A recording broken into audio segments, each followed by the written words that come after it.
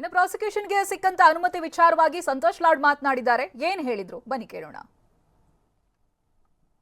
100% ಕೇಂದ್ರದ ಕೈವಾಡಿದೆ.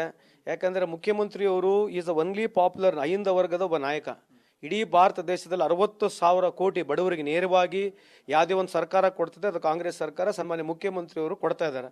ಅದು ಅವರಿಗೆ ಇವ್ರ ಪಾಪ್ಯುಲಾರಿಟಿ ಸಹಿಸ್ಕೊಳ್ಳೋಕೆ ಆಗ್ತಾ ಇಲ್ಲ. ನೇರವಾಗಿ RSSಗೆ, BJPಗೆ, ನರೇಂದ್ರ ಮೋದಿ ಅವರಿಗೆ ವಿರುದ್ಧವಾಗಿ ಮಾತನಾಡ್ತಾರೆ.